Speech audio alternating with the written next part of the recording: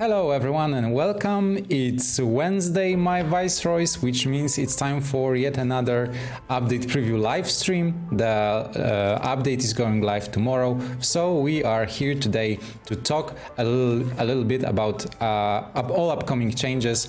And today we are also going to talk a bit about the experimental update. So hello everyone, thanks for joining us today and thanks for following us.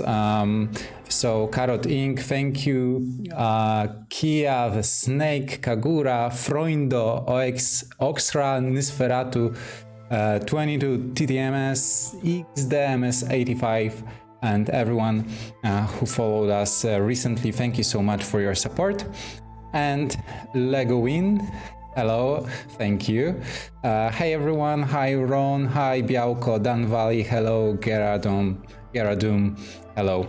Okay, so we will talk a little about tomorrow's update, and if at any time you have any questions, please type them in the chat and we'll do our best to answer them either immediately or later. We have 2 short Q&A sessions planned for the main branch update and for the experimental update, so we will make sure to answer as many of your questions as possible. And yeah, so and if there are any technical issues during the stream, please let me know. Okay, so my name is Łukasz, I'm Aramite Games Community Manager, and I'm here with Michał, also known as Telhurin. Hello, it's great to have you here.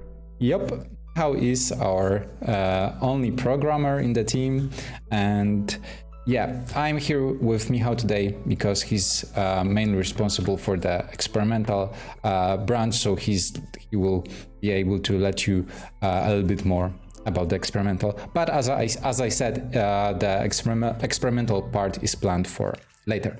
Okay, so let's start with the Fishman Soothsayer update. So tomorrow, between 1 p.m. and 3 p.m. UTC, we'll release new Against the Storm update as every second Thursday. And the main highlight of the update is the new Forbidden Glade event, Fishman Soothsayer. But before we show you how it looks, perhaps you've already seen it on Steam or Discord or Reddit. We're going to go for some other changes. So let us start with the Embark panel changes. Perhaps you can already see that we combined the resource icons that are the same for every caravan into one icon. So when you hover over the icon, you see the base goods, which are the same for each caravan.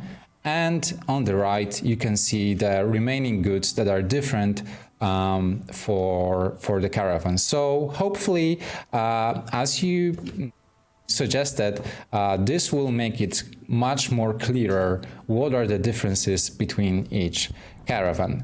And we are also playing on a mixed branch. So we have here changes from the tomorrow's main branch update and from the experimental branch update. So if you look at the embarkation bonuses screen, you can see 2 values below the chosen embark bonuses. We will talk a bit more about them later, but this is the change from the experimental branch, and it's not going to be on the main branch tomorrow. Okay, so Michał, on what biome are we going to play today? Oh, we are going to play on marshlands, so I've decided to take a trapper's camp because it's quite cheap. And I will go with the first caravan, even if a bit less food. It has all lizards in the caravan, and it works great on marshland, especially with the trapper's camp. Oh, yeah. We'll embark on Prestige 15. Casual. Yep. Great. So we are going to play like a regular game and talk a bit about the changes. If we don't find a Soothsayer, which is quite possible with the amount of events we have in a game, we'll just spawn him and a bit about him. But in the meantime, we can go through all the smaller changes we have. Yep. So aside from the Fishman Soothsayer, which is a Forbidden Glade event, so it will naturally take us some time before we get there. The biggest changes in tomorrow's update are balance changes. So I have a list because there's a lot of them. We're not going to go through all of them. I recommend checking tomorrow's update notes. As always, we'll list all the features there. But in the meantime, we can already tell you that, for example, we are changing the ore balance and how it's spawned on Glades. So both ore and fertile soil will no longer spawn below trees. So you will no longer have to cut trees to get to the fertile soil or yeah. Also, we adjusted the spawn rates in biomes with more than one type of ore. So, for example, marshlands, on which we are playing right now. And it should be a bit harder now to find both coal and copper in the same spot.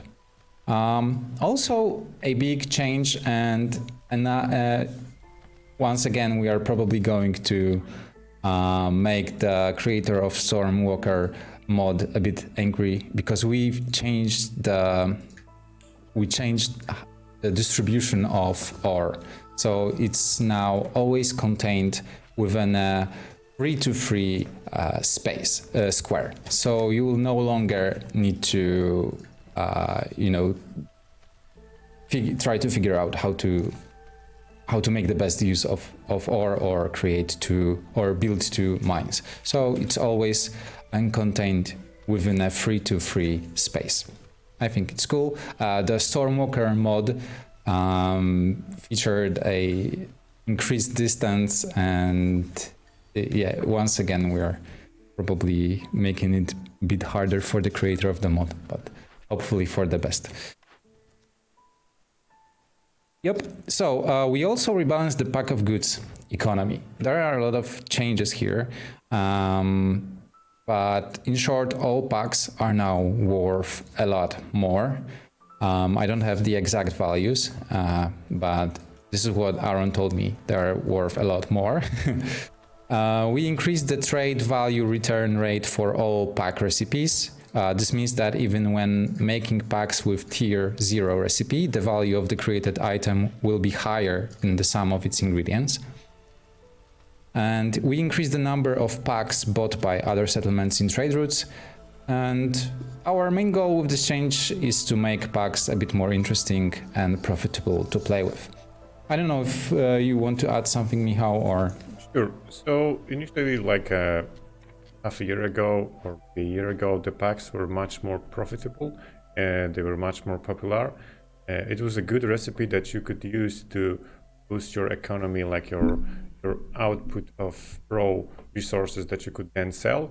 We tuned it a bit and probably we just overtuned it. So in this update, we decided to take a look at it and to increase the trade value basically of all the trade packs in order to give a niche for the players that prefer the trade oriented builds, or any player who just happened to have the trade oriented builds, to have this set of recipes that are especially good for them. So it should be much more viable to pick the packs in those certain circumstances, to pick buildings that have packs, because that was the main issue. Yes, so, we're making packs great again. Yep, exactly. It is combined with the changes that makes the raw food a bit less, let's say, optimal to sell. So it won't be that easy to just, or maybe in other ways, it will be much more profitable to use the raw food to make basically the crop or provision packs and then sell it to the traders or via trade routes. Then it is to sell the raw food as is. So those two changes like overlap each other and reinforce each other to if to create this niche for trade-oriented builds. Yep. So one of the main balance changes is related to trade packs. The other is related to food in general. So we decreased the amount of food sold by all traders. They will still have the same types of food, but in smaller quantities. For example, 50 instead of 70. We also added porridge to traders' wares. It was missing before, but now it's there, as it should be. Of course, not you can't get it from all traders, but those who trade food. We also slightly increased the value of raw food items, both when selling and buying. We slightly increased the difference between sell and buy value of food in general by around 10%. So the goal here, and with other food economy adjustments, is to make it a bit harder to flat out buy food for an entire year or two when you're not specialized in trading or exploring, and also to encourage some exploration in search of nodes.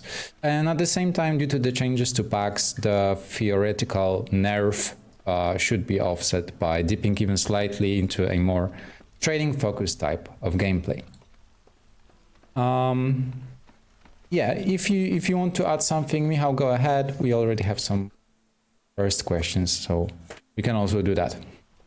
Sure. Yeah, we can go through the questions. Okay, so it's not related to the balance, but or maybe a bit. It is. Thoughts on the strength of foxes from Voltaburb. Okay, so in my opinion, foxes have very unique place. Not as standing out as we would like to, but they have their unique place in which that they are pretty good in games where hostility is a huge problem. They can still generate reputation with even with high hostility, and they have very strong passive ability, especially in comparison with lizards or with beavers. So they have their unique place, and that's what's important for us, that they have a niche basically. But I wouldn't say they are overpowered. I would say harpies are a bit better. Harpies on the other hand have their own weaknesses. So yeah, I think they are in pretty good spot.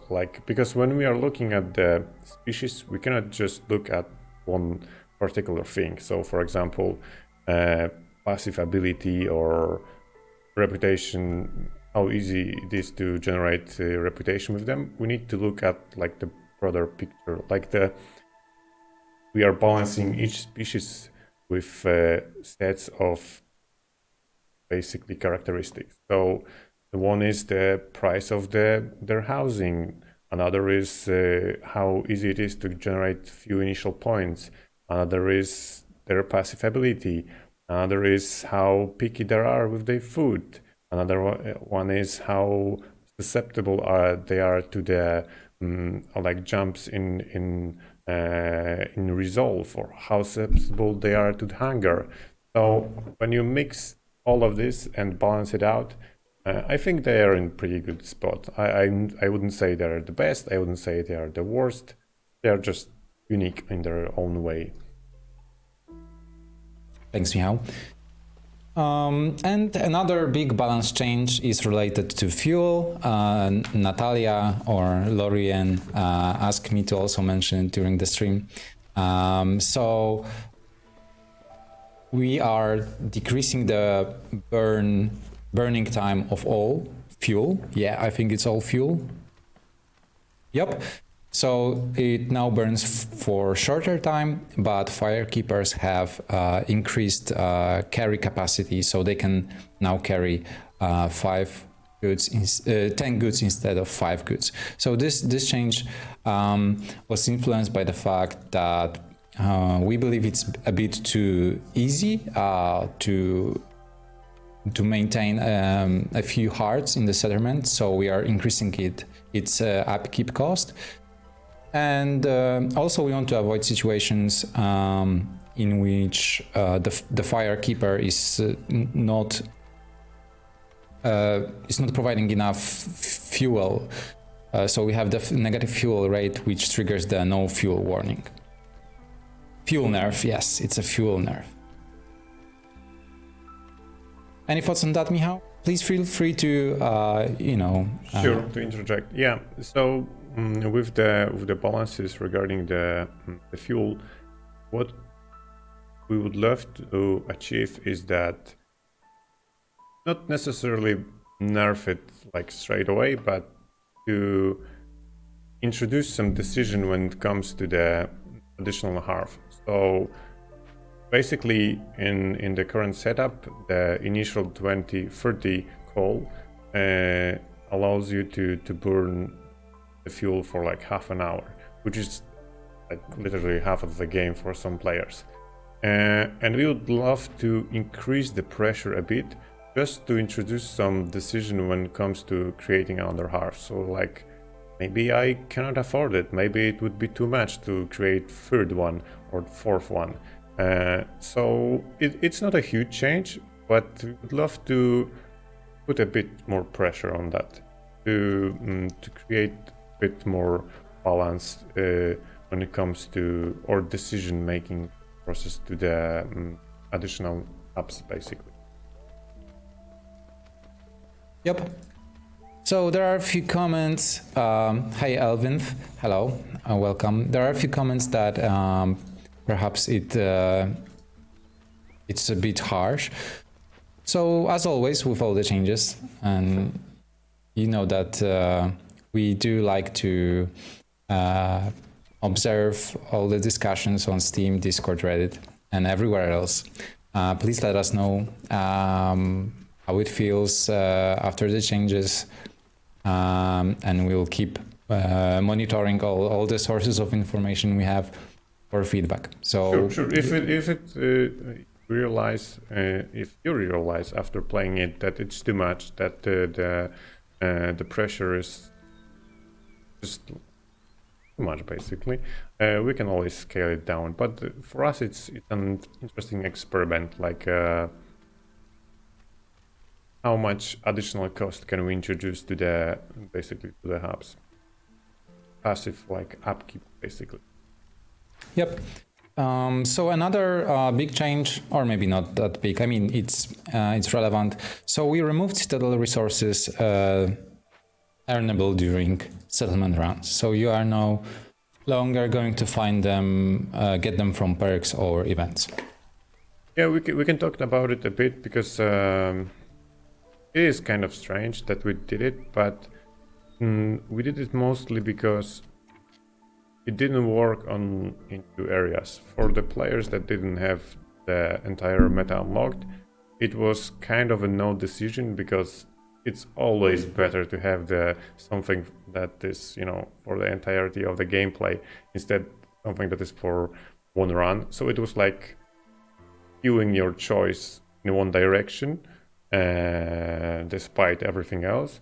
And it was even worse for people who already had their meta unlocked, because it was skewing in the opposite direction, like literally, because you just don't need it. It's trash. Like we don't have any sinks for the meta resources except the altar, which only partially does the job. So for everyone with unlocked meta, it was even worse. So, and it was like a minor thing. It was a rather small source of meta resources. So we decided to just remove it, to remove this noise and this unhealthy decision, basically. Yeah. Thank you for the new follow. Is it Chris? I don't know. Thank you, nonetheless. Okay, so those are the probably main balance changes. There are more of those, and I encourage you to check out tomorrow's update notes. The update goes live sometime between 1 p.m. UTC and 3 p.m. UTC. Yeah, Michał, let's perhaps move on either to the UX changes, there's also a lot of those, or let's try and spawn the Fishman Soothsayer. I don't know. Oh, maybe we should start with the UX changes. Sure, we're sure. in a we're a few minutes into the game, so perhaps we should be able to see. With the UX changes. So the first one was on the world map, where with the caravans. Second one, for example, are the specialization icons on the overlay. Some people requested it, some people said it was much easier this way, so we just added them. Another one is, it was kind of weird that we hadn't made it before, but now the consumption control has its own shortcut, it's I. Another one is that as you, like with small buildings, you can like the actions you can do here, so rotate and mouse, can be done from the, like without entering the panel. Move it, I can create it, etc. But you weren't able to go through the buildings when hovering over the building, which we changed, and now you can, like when hovering, you can press arrow right or arrow left, arrow right, arrow to cycle through your buildings of that particular type. Pretty cool, pretty cool. What else? So for example, the resource tooltips now show, also indicate which buildings you have from ruins. Sure. We didn't rebuild any ruins yet, but you have to trust us that this is what's going to happen if we rebuild one. Basically talking about this one. So let's say we found a ranch, right? And we've rebuilt it. Now the ranch would display in orange. So just to signal that you have this building, but you don't own it. Like you can't build it. You don't have a blueprint for it, but you still have it somewhere on the map. So it will be two distinct colors for unlocked buildings and for ruins, basically rebuild the ruins. Thank you, Almighty, for the follow. Orders that require completing a high-value trade route now show the exact value of the H on the HUD. I don't think you started any trade routes yet. No, but we're basically talking about objective here. So here you can see pack of building materials, and in case of an order that was, for example, complete 2 trade routes with value of Amber 10 or more, it was only saying like 1 out of 2 high value trade routes, but it wasn't saying like how much. So people suggested that we could put the value here. We did. Oh yeah, another cool one. There was a lot of confusion when it comes to deeds/achievements like Paradise. And it was a bit confusing, especially when the icon was highlighted, but not all villagers had this need fulfilled. So right now we added a highlight to need icons in the species HUD when all members of a given species have the need fulfilled. So not only the icon will, so if no one has the need fulfilled, the icon is grayed out. When some of the villagers have the need fulfilled, it gains color, but if all of them have the need fulfilled, it will be highlighted. Yeah, like this, exactly. So this will make it easier for everyone struggling with the need achievements to verify that all of their villagers have this need fulfilled. We also recommend following deeds. You can do it from the in-game menu. Go to the deeds and track any deed you want, and it will then track the completion of the deed. Yeah, but I think it's a cool addition, and it will certainly make it easier for many of our players. So I hope it will be useful. What else do we have here? Yeah, we changed the wording on forest mysteries that scale based on hostility. Sometimes it wasn't clear why the values don't match. but now the penalty should be it should show the exact value of the penalty right now. Another cool one, so the drizzle autopause will no longer stop cornerstone choices from appearing. This was also one of the often requested features. So, also this is a cool tip for those of you who don't know. In the in-game options, you can set autopause for various states. So, for example, for the start of the drill season.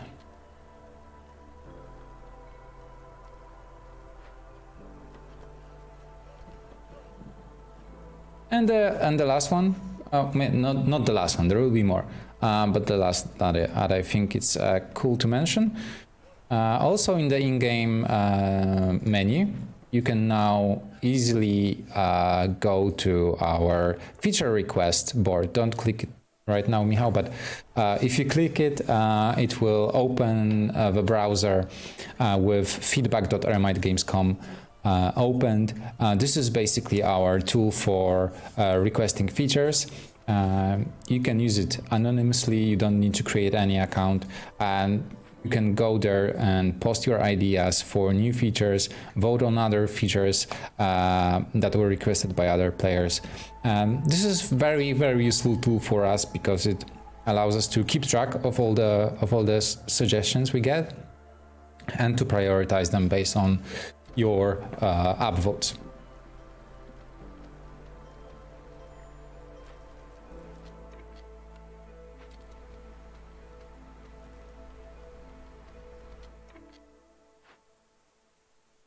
Yeah, so there are, Ron, suggested a few more instances of autopause. So for example, trader departure.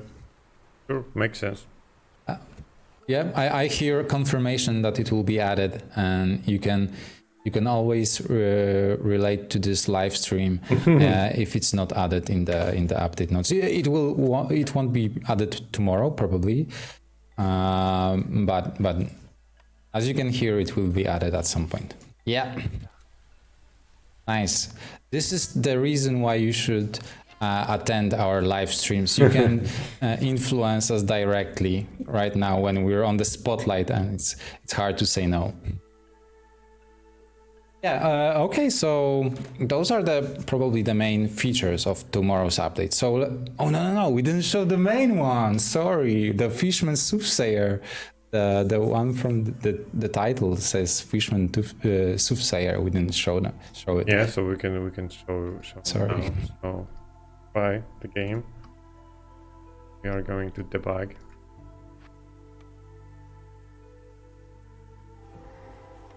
Mole 23. Are those updates for experimental version or regular as well? All those changes that we talked about are for the main branch for now. We are playing on a mixed version, one that we prepared for the stream, which has a main branch changes mixed with experimental changes. But for now, we only talked about the main branch changes. So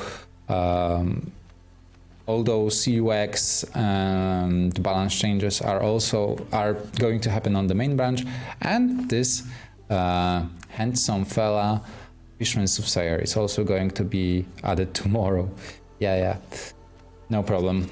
So this is the first time you're showing the fishman. He's also not some ordinary fishman living in a camp or something. He's a Fishman Soothsayer. Like a bit like a warlock that looks into the future, which is strictly forbidden. He's not actively working against you. He's not really bothered by you, but he won't be ignored either. So everything around him like orbits around him, looking into the past, foretelling the future, and also controlling the weather and the forest. So if you ignore him long enough, he will basically lower the threshold of negative modifiers, negative forest mysteries during the storm. So let's say I have a nauseous spores and they are active from hostility 4. If I would to ignore him, the Fishman Soothsayer will lower this hostility threshold by 2, which for some forest mysteries can be devastating. So it's actually pretty. It can be pretty impactful depending on the forest mysteries you have. It's not permanent, so it will go away if you resolve him, but it will loop if I recall correctly, if you keep ignoring him. So you can either try to capture him, which is the loyalty decision, or you can talk with him and he'll foretell the future for you, which is the corrupted decision. If you both perks are, you'll have to sustain a payment for the duration of the working time. So it's best to have some Cimaro basically in storage for completing this. But in the foretell decision, you can use the stormwater, which he will basically drain from your storage and he will use the stormwater to foretell the future. So multiplied 20 water multiplied by number of years, which will be taken from your warehouse every 60 seconds. If you don't have enough water for any tick, the hostility will increase by 150. 150 is like already scaled, so it will be 50 on settlement. Oh, by the way, it's a forbidden event on Forbidden Glade. So think of him as, I don't know, Stormbeard basically in terms of threat level. Avengers level threat. Level, yeah. So, but this is only active if you pick this decision and only for the duration of the event. If you succeed, he has a unique reward for you. It's a permanent perk that lowers all the negative, increases the threshold of the all negative forest mysteries. So even the looming darkness will be from level 2, which again can be very useful if you, for example, have Grim Fate, which is just a level you don't want to ever go above. So let's say Grim Fate would be 8 instead of 7. If you decide to capture him, you will start you'll start casting spells basically. He's very, just add it so the icon will go away.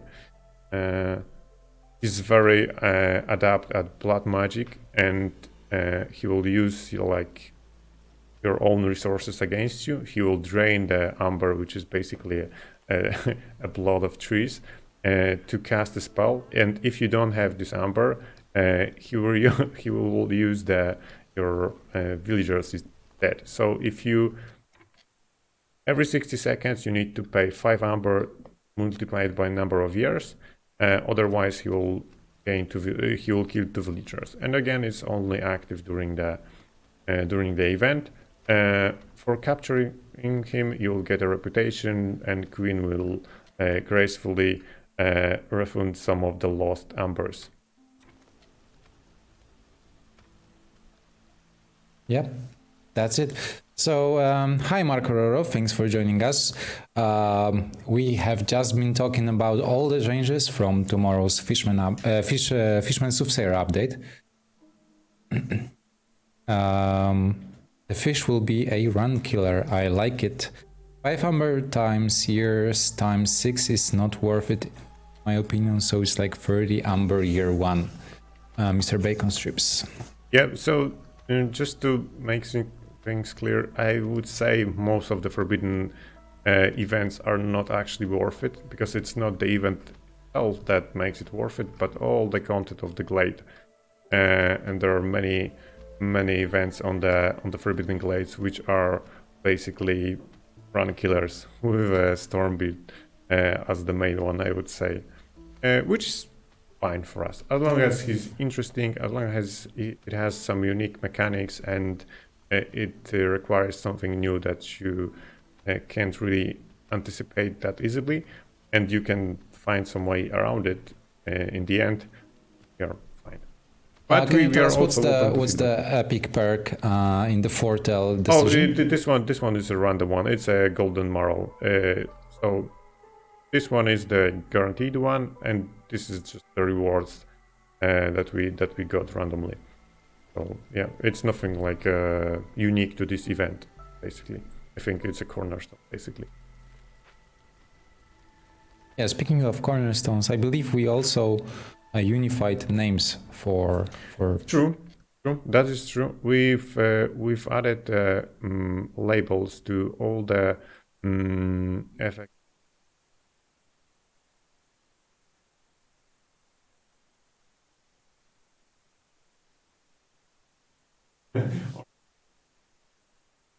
The perk.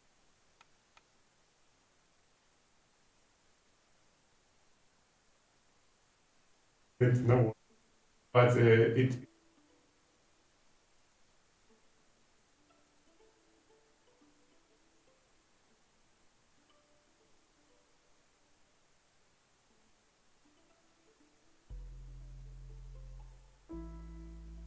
Firekeeper, and you can see it's a Firekeeper bonus. Here is a Forest Mystery, here is a Cornerstone, here is a Service Building effect. Previously it was always labeled as a perk or Cornerstone, and it wasn't that easy to actually locate the source.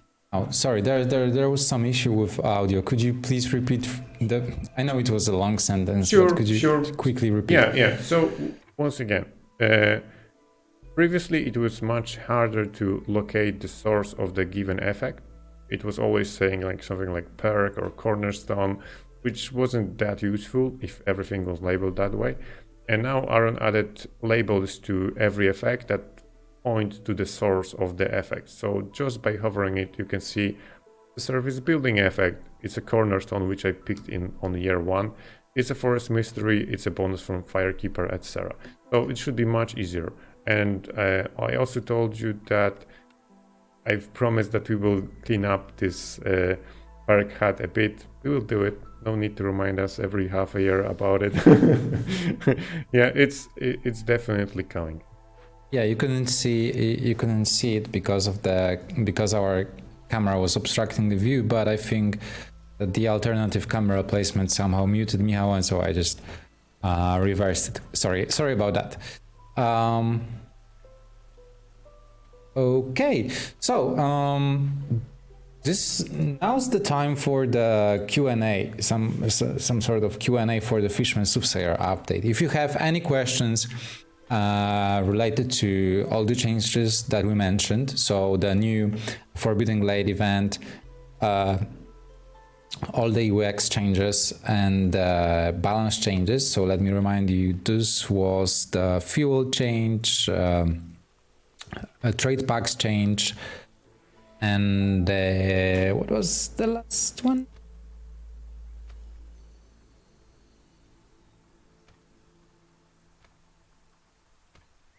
Oh yeah, ore balance. So those are the things we mentioned. Now is the time for a little Q&A. So if you have any questions, please ask them, type them in the chat. And in the meantime, I will just remind everyone who's new to the game. So I will not really remind you, I will inform you about how our updates work. So every 2 weeks we release new content updates, and as we are making a lot of changes to existing systems, existing content, we need to force finish your settlements. So if you are playing on any settlement right now and you want to finish it because, I don't know, you have a deed in progress, then I recommend doing it before tomorrow's update. Otherwise, it will be forced finish, but you will get some citadel resources equal to the number of citadel resources you'd get for winning. So this is just a small reminder that you should finish your settlements before tomorrow. Okay. How much do we need to complain to reverse fuel change? This is one of the first questions. I don't know. Just play it for a while. Perhaps it's not as bad as it sounds. It really isn't. Like, sounds bad because the percentages are so large, but when we are talking about like coal, for example, or MRO, like a lot has changed since we've initially balanced out the fuels. And there are other types of fuels. There are much more bonuses to productions. There are rain engines, and it's much easier to produce large quantities of fuel. And I would say that the half is not the largest thing in a game when it comes to the fuels. For example, the Blight Post is much bigger offender or larger offender. So I don't think that will be that impactful, even if the percentages are large.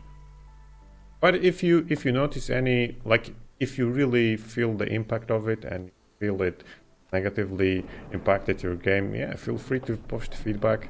We're always looking into it, and if it has some consequences that we didn't want for it to have, we'll just reverse it. Molay23, not a question, just wanted to say thanks for your ongoing development and creating this wonderful game, one of the best development journeys to follow. Thank you so much. Journey before destination, one of our favorite quotes from Brandon Sanderson, amazing writer. I just finished Oathbringer and I'm overwhelmed by his storytelling abilities. Yeah, totally recommend it. So thank you once again.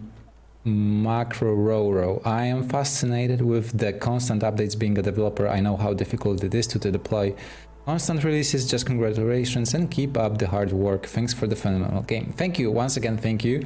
Certainly much more positive comments than I expected for the Q&A, but thank you. I'm really glad you like it, and we wouldn't be here without you. This sounds cliche for sure, but this is true. We are putting a lot of effort to stay up to date with all your comments, your discussions, even if we are not able to be part of all the ongoing conversations. We are always on the lookout for more feedback, so thank you. Yeah. Question from Ron. What is the reason for why the other negatives icon blue face? Oh yeah, I know. If you look at the lizards, the green one for positive effects and blue one for negative effects. Why it isn't red? That's your question. Yes. No particular reason. I think it just the graphic designer came up with blue because maybe he thought there was too much red already. Really no particular reason. It would make sense to make it red. Yeah, true. And I remember you're pointing it out like third time and I'm saying, yeah, it makes sense. And then I forget about it. So we will just write it down because yeah, it does make sense. The red would be more suitable here, especially with that we are using green and red to basically all around this place.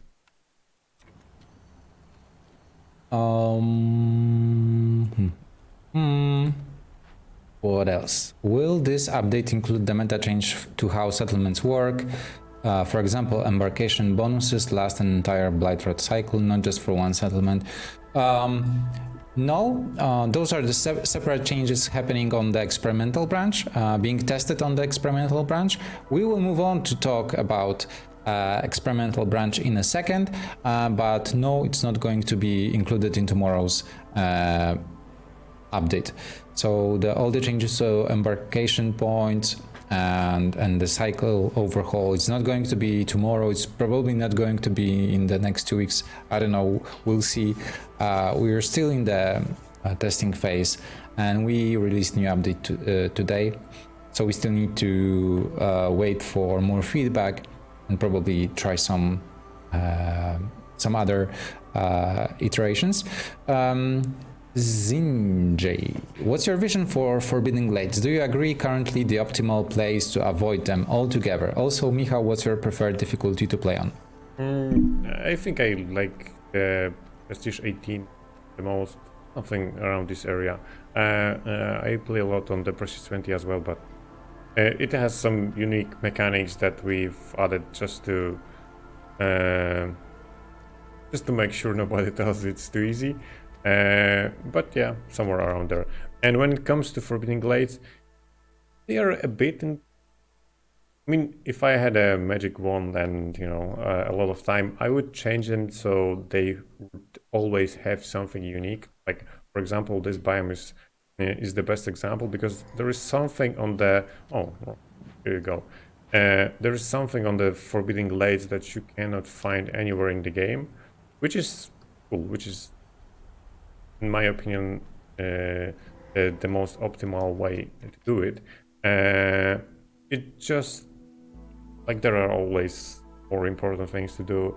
But yeah, I probably get what you're trying to say, that the dangerous glade are the most optimal when it comes to risk versus reward, which is true. And Forbidden Glades are just a bit too nasty for what they offer. So yeah, maybe we'll have enough time someday to sit through it and to figure out something unique enough to put it on the Forbidden Glade, like on this biome. Yep, another cool and very kind comment from Almighty. I'm not going to read all of those, but please know that we've read it and we are very, very happy to hear it. Okay, so question from Lucas Conrad, and now focus, because this is a long one. Does the times to crit chance in the level 2 rain engine calculate when the item production starts or when it completes, or does turning level 2 rain engine off at any point negate the crit chance? So I will do it. I will tell you that as with all the crits, yeah, it's only at the beginning of the cycle. So turning it on here, like, it won't change it, because both are bad. Like, both situations would be bad. Both would encourage some micro, or actually, I don't know, it's nano management. We could find a way to get an average, like, oh, you had it for 50% of the time, so it's not 25, it's 12.5. But maybe we'll do it someday. Yeah, but to answer your question, it's at the beginning. As with all the crit chances, the game is coherent here, and it decides at the beginning of the production. Same with farm field, same with any other production. What was it at the beginning of the production stays. Okay, let's move on to the experimental update. This is a big one. This is a big topic, and we are happy that we can talk about it during the live stream, because as we found out, perhaps there was some miscommunication on our part. Some things were not really explained as clear as they could be, and there were a lot of questions and confusion. So we will go through the major changes on the experimental branch, what's happening on the experimental branch. So if you haven't been following the experimental changes at all, this will be a quick overview and another Q&A session related to this update. So let me just quickly sum up the changes from today's update, because aside from the main experimental branch update that happened a few days ago, today we also made a few changes. Mainly the cycle now moves on in years, not games played. So as it works on the main branch, and this is one thing that we want to test. There are base and reserve embarkation points. So Michał, if you could select a tile, there are two values here. The one on the left is the base embarkation point. So this is the number that you will have on every game, like you would be playing regularly. And on the right, there's the second reserve pool. So as you know, there are three rewards for playing near negative modifiers. One of those is additional embarkation points. So if you select this reward, it will go to this pool. And the last one is the cycle can be finished at any point. So if you click on the end cycle button on the right, you can finish the cycle at any point.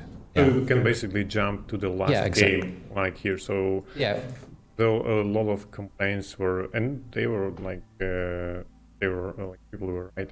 That's when you venture to the, let's say I was trying to venture here.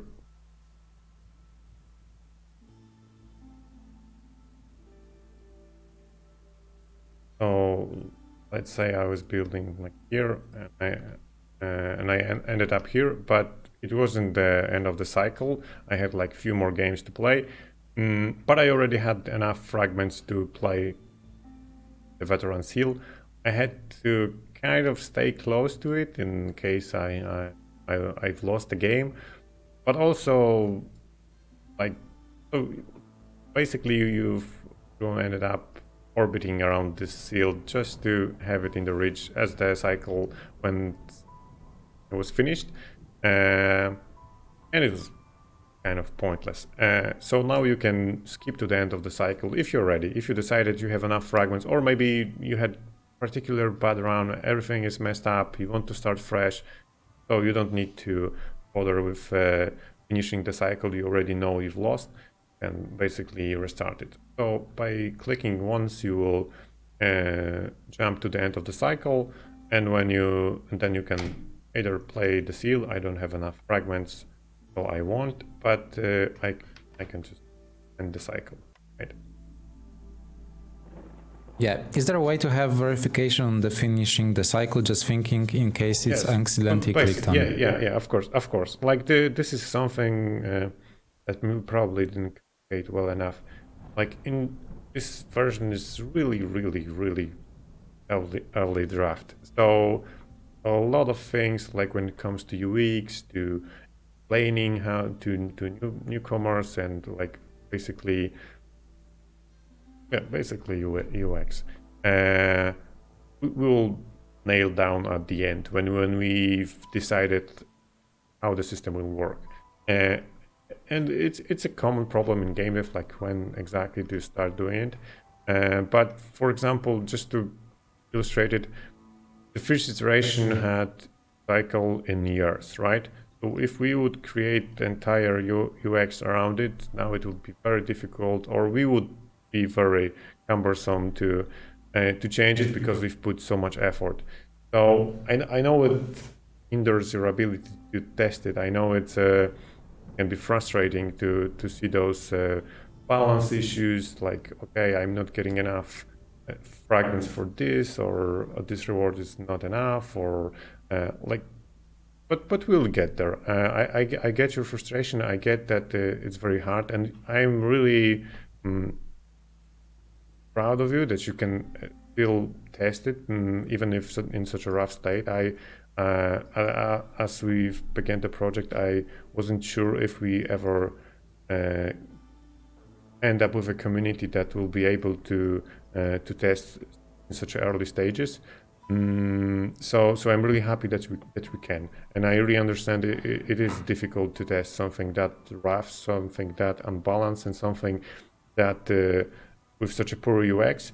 But thanks to its roughness, we can, or maybe because of that, it's a byproduct of us showing you this very early, and thanks to that, you can feedback us immediately, and we can like adjust really quickly to your feedback and steer away from changes that be destructive in the long term. That would be very hard to backpedal after developing it for 3 months or something, and then coming out of a blue, hey, we've refactored, we've changed the entire world map, but we don't like some basic stuff about it, and now we either lose half year of work, or what's even worse, we end up with the game that is worse than it was before.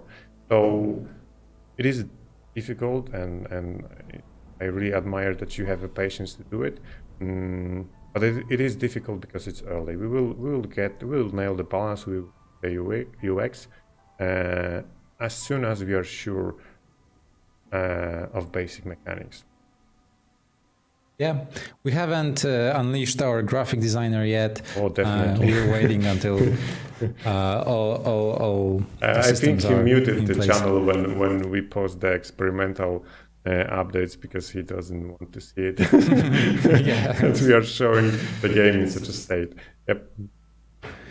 Okay, 2 questions from Ron. First Sure. one, the base embarkation point is actually worse than a pool is actually worse than the live. Is it intended? So right now, so it's exactly the same. The base embarkation points are exactly the same as on the live. So one minor thing is reversed, but it's just wording.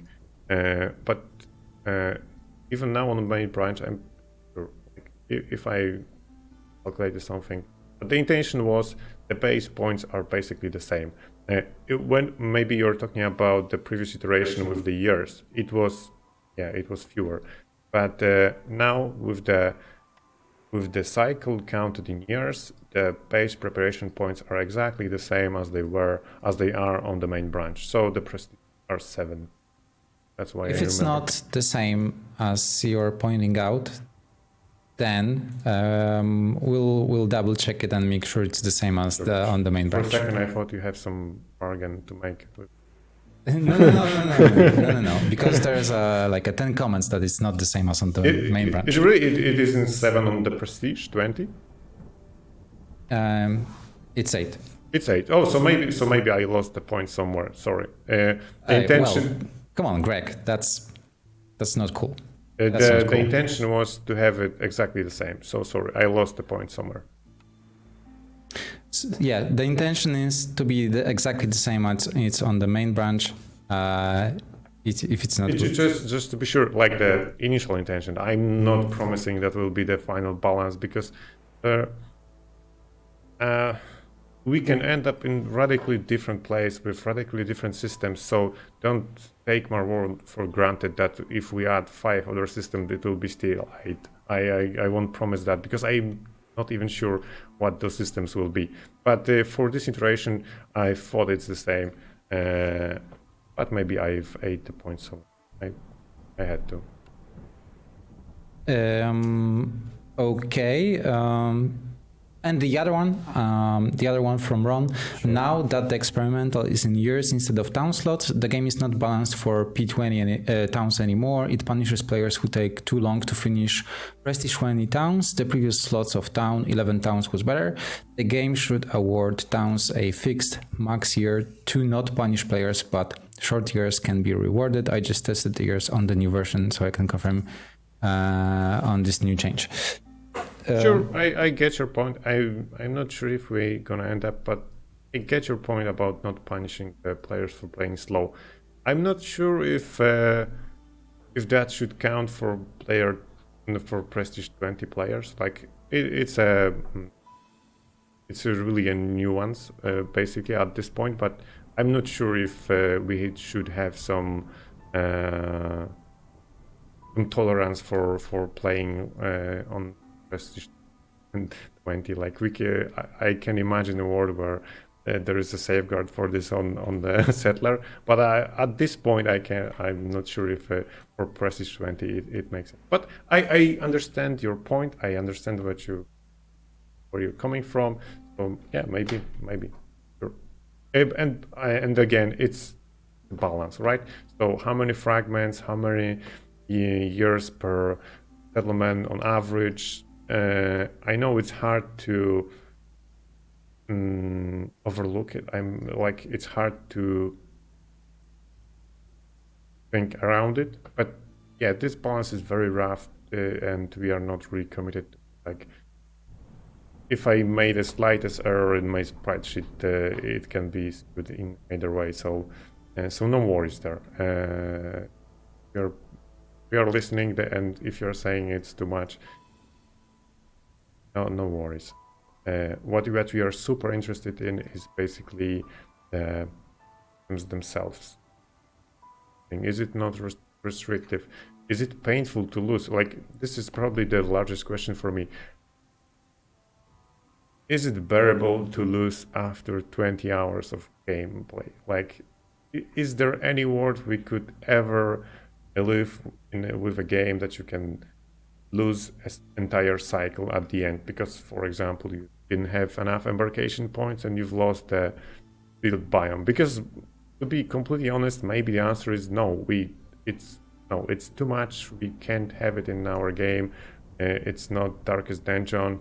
It's not XCOM, and it just doesn't fit in here. The emotions are too different from the rest of the game, which, yeah, quite possible, and then we will end up with a completely different system. That's why we've put experimental in such a early stages to try to find answer for those very fundamental questions. Okay, so I promised that we'll talk a bit more about how this experimental branch works. Because no worries. You've run it for 20 minutes without explaining. Yep. Yeah, because there were a lot of confusion. I saw it on Steam discussions, on Discord, on Reddit. There are a few things that are not necessarily clear for many of you.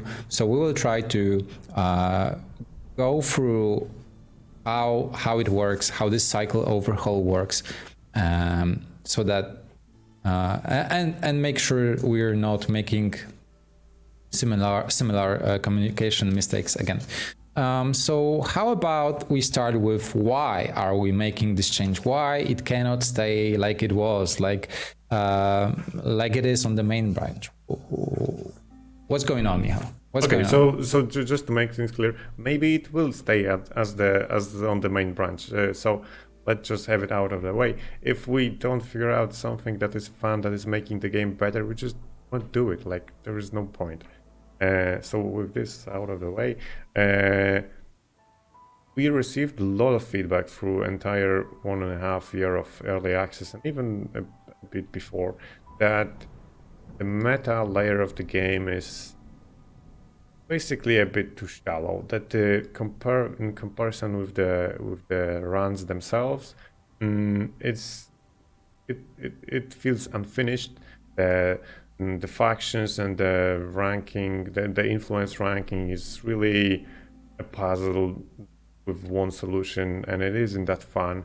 And once you figure it out, don't bother with it, especially if you have entire meta unlocked. Like, there isn't any point to all of this. You basically go around and hound some deeds, and it's a very fair feedback. Like, we knew it from the beginning that we had to focus on the main game, on the runs, and then, and only then, when everything was more or less in order, there we could focus on the world map.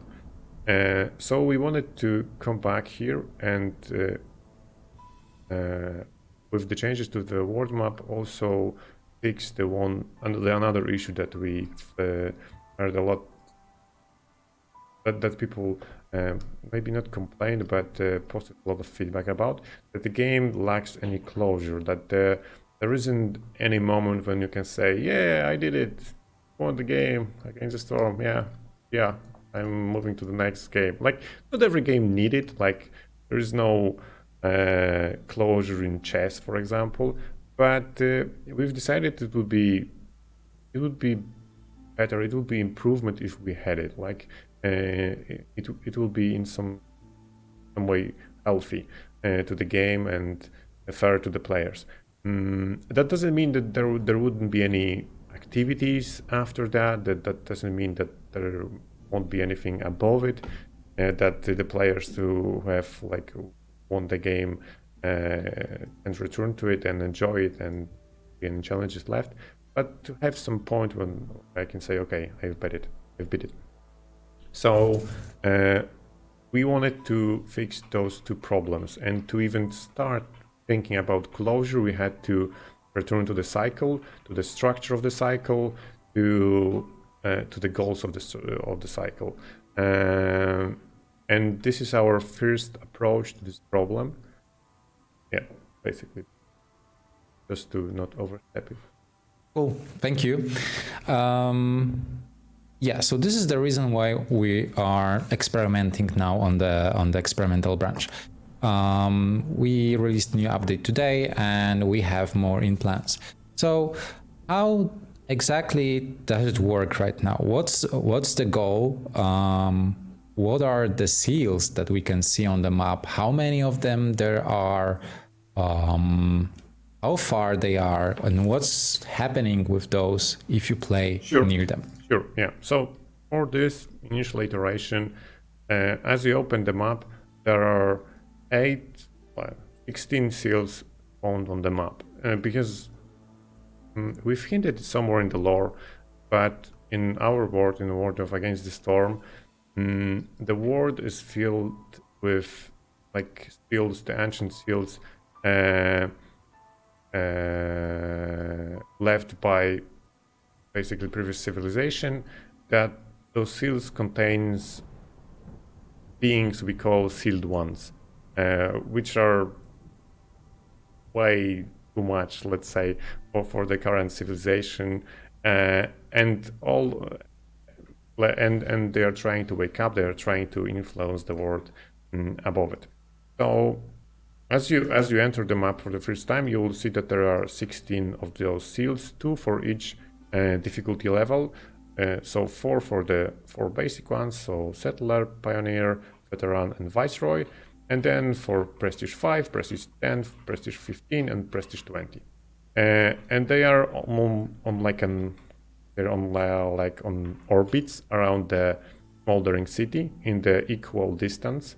It can be difficult to judge on the hexes, but this one and this one are in the exactly the same distance from the citadel, and they are like the more difficult the seal, the farther away from the citadel it is. So again, it's hard to see, but the Pioneer is I think 3 fields farther away than Settler here, and the another one is on the opposite direction. So our idea is that with the seals, we introduce some goal to the cycle. We introduce some structure to the cycle. So from the very beginning, like that's the concept. You will pick a seal you would want to close this particular run on this particular cycle, and you will venture in its general direction, gathering like things will happen. The idea is that things will happen as you go there. And at the end, if you won enough games, if you're prepared well enough, if you made correct decisions, you can play on the special biome with special conditions. And if you succeed, you close the seal, you reforge it basically, and you win the cycle. Like you get some meta resources for it, so it's like a closed loop. You get meta resources for it. If we ever have some sort of story or anything like that, it will be tied to the closing of the seals, and then you start a new cycle. The only thing that currently goes beyond the cycle you've finished is that the rule that if you close the seal for the first time of a given difficulty, it will prolong the next cycle. So if I would close, initially, for example, I have let's say 30 years. My cycle is 30 years. Then if I close the Settler, it's 36. Then if I close the Pioneer for the first time, it's I don't know, 42. probably miscalculated something, but yeah. And if I would skip the settler and go for a pioneer, it would be still 32, and it only happens once. So like the game checks the most difficult seal you've ever closed ever, and then the next cycle will be that long. Does it make sense? For me, it does. The chat is a bit quiet. I believe that just like me, we all just like listen to you talk about your game. So yeah, very cool. So yeah, so we've talked about the goal, the reforging of seals, and also confirmed that if we move on with this, there's probably going to be a new biome in the future, the seal biome. So the cycle structure. So Sure, what's the... Just to be sure, it's not probably like this system. It's very, very unlikely that we will end up with this system without seal biome, right? So that would be natural next step. Like if we nail down the structure, we know that okay, the venturing on the map is fine, that the future system that we are going to develop, the gathering the caravan and playing with the modifiers, the fact that you can only venture from your last town, if everything, you're pretty sure that this works fine, then we go to the sealed biome, then we create some unique look, unique mechanics, we create this kind of a final boss, this encountered at the end of the cycle when the fly storm is raging and it's almost upon us, and you have to reseal this ancient seal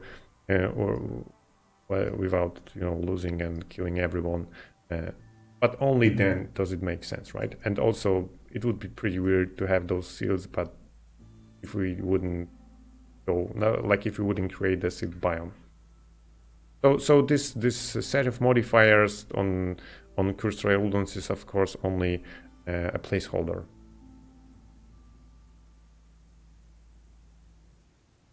Okay, the shortest question first. Yep. Will the seals have more immersive names, settler, pioneer, and so forth? Yeah. Sound a little bit generic. I guess this is a question of the right balance between readability and Sure, immersion. But if like this is a programmer art, this is I'm not even sure if we're supposed to show all of them at once. Like this is probably a mistake as well. But you're right that it's very there are better ways, and if there is a way to explain the meaning, like hey, you can only play a settler, because that's a pretty important part of it. You can only play a settler here, not difficulty lower, but not any other difficulty than settler, and have it like a lore friendly and very narrative and interesting presentation. Yeah, that's perfect. Lucky, wow, yeah, that's the dream. So you're completely right. That's just programmer at his best, the art, or what you call it. Yeah. There's a question from Ron. Just to make sure. So your question: first year closes seal, year 2 fail to close. Do you mean the cycle? And we'll get back to your question. And yeah, cycle. Okay. So do you read it? Do you have it? I think I understand the question. So your question is, I've won the pioneer, so I've got the bonus, like my cycle is longer, and then I lost another one. Is my cycle shorter? The answer is no, it's not. Like it looks at your best performance so far. So because the goal for it, the intention is that once you get to the let's say pioneer, you're not interested, like probably you're not interested in settler, you're not interested in pioneer anymore, you're interested in veteran, right? So it doesn't make sense to punish you for not getting to a veteran on your first try, like and shrinking your cycle back to that you have to go for settler. Like that would be not reasonable, let's say. Yeah. So you don't ever lose your years earned. That's right. it doesn't show what you get when you roll your mouse over the seals. So Yeah. probably, as Michał mentioned, this is going to be all the UX improvements are going to be added Also, when we settle on. We are not entirely sure what you will get for them. Like we give you the meta resources because that's what exists, right? But if the system is great and we complete the sealed biome, there will be other rewards that we don't even know about. Maybe some cosmetics or whatever. Don't hold me on it, but yeah, yeah. But you're right. We will have to show the rewards here. Question from Almighty. Guys, don't you think there's too much seals on the map? Kinda feels like completing just one seal isn't significant enough. Maybe it's better to choose the seal difficulty before the cycle begins so that I only have 2 free seals on the same difficulty on the map. Sure, it's definitely overwhelming that much. Why there are that much? Because in many, like, I can imagine many scenarios where you didn't make it to Prestige 10, but maybe I played here, or here I've lost here. So you can still go back and play on Veteran. Like, we're still exploring that, hey, can I play one of the previous seals I've cleared? Like, can I go back a bit at the end of the cycle? We are showing every single one just basically because it was the easiest to implement, but also to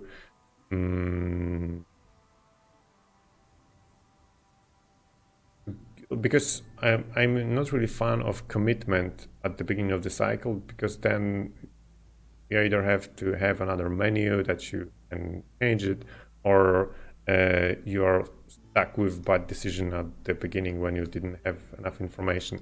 So mostly they are on the world map because I believe it was easier, and also I believe it's better to have it in game than in a menu. But we'll see. I completely understand the argument that it's overwhelming to see. Okay, there's one more thing probably. So what are the plans for the next iteration? You've already tested in today's update notes. Yeah. So we'll definitely monitor how the changes in the cycle structure, so the years develop and the embarkation, change that, because maybe there are a lot of players who didn't like what. And then the next step are 2 new systems that we would like to test in this environment.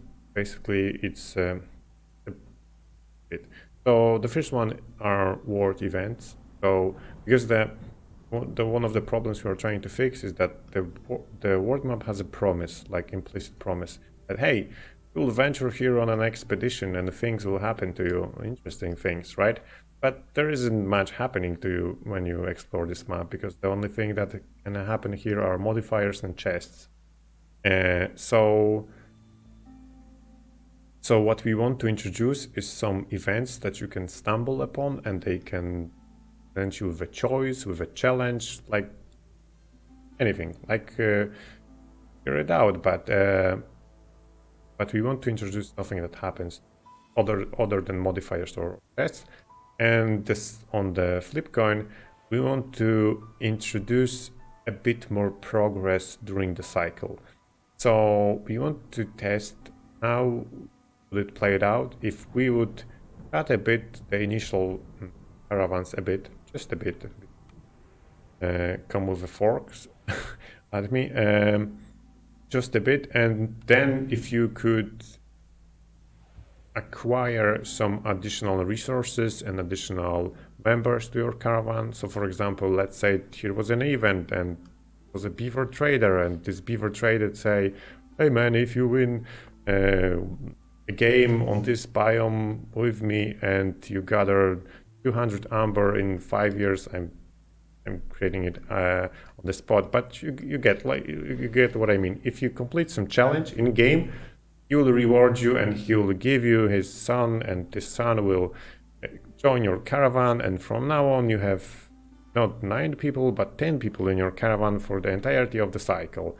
Or he'll, I don't know, give you a box of mushrooms, and You would start each game, each caravan will have like 20 extra mushrooms. So you would be able to strengthen your caravan as you go, and that would play out. I think it would play out now nicely with those rings of difficulties, that the farther you go from the citadel, the more difficult the game becomes. And it would also play well with the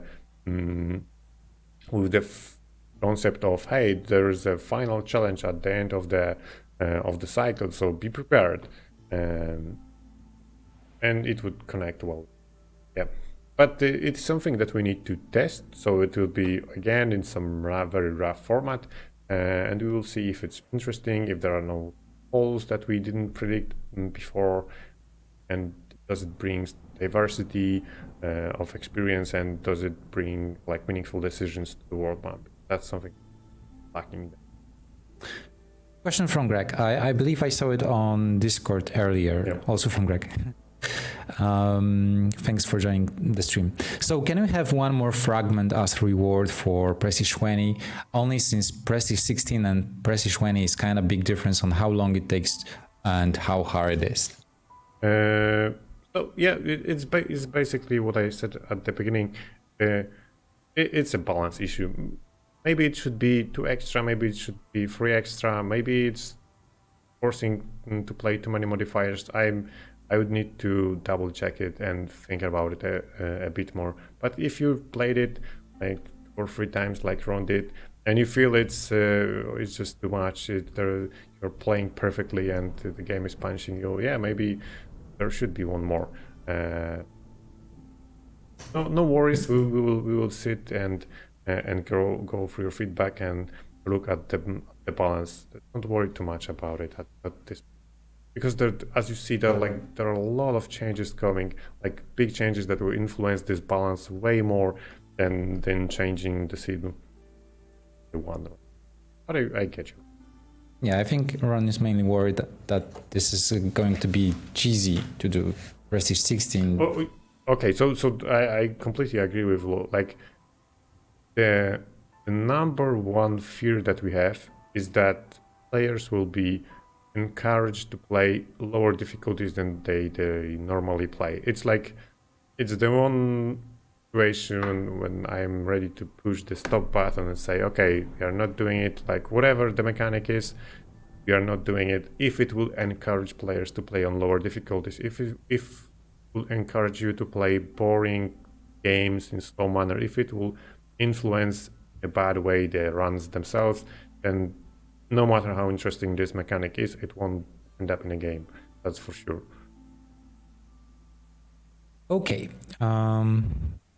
What if the special added characters be a hero like in Warcraft 3? Those villagers would have special abilities like 200% production speed. That's really clever of you to bring up Warcraft 3, one of our favorite games. It's like it's a immediate trigger, like Warcraft. Can we do something that reminds us of Warcraft? Yeah, sure. Yeah, probably when Jean read it, he probably started already drawing some concept art for heroes. Yeah. If our graphic designer is watching, then you can be sure he's already working on it. Yeah, okay, so I believe we talked about the majority of the things that were not clear or could have been not well understood. If you, it's the we still have like a few minutes, so if you have any other questions, please let us know. And in the meantime, I will once again remind you to finish your settlements before tomorrow's update. We plan to release it sometime between 1 p.m. UTC and 3 p.m. UTC, so that's 3 or 5 hour time, local time here in Poland. So please make sure to finish your settlement, otherwise they will be forced finished and you will be rewarded with meta resources. The main feature of tomorrow's update is the Forbidden Glade event Fishman Soothsayer that we showed you before. If you joined us too late to see it, there will be a VOD available for you for the next 2 weeks, so you can always reverse back to the spot where we showed it. Yeah, I think that's it. People from from Hooded Course, our publisher, are pinging me to send them text for translation, for the update notes for translation. So we are probably going to end soon because time is running out for us. Okay, I see no questions. That's fine. Michał is such a great listen. It's so nice to listen to him. He's been working on this game for the longest of us. He wrote the first lines of code in 2019, so like 4 years ago, even longer. So yeah, it's good to have him on the team. Thank you everyone for watching. Thank you for your questions. Thank you for your follows. I hope you'll enjoy tomorrow's update, and we are waiting for your feedback, for your impressions from the main branch, from the experimental branch. Thank you so much for joining us. I'm so happy to see familiar faces from Discord. So of course, Ron, Białko, Greg, everyone, thank you so much for sticking with us, for being with us, for supporting us.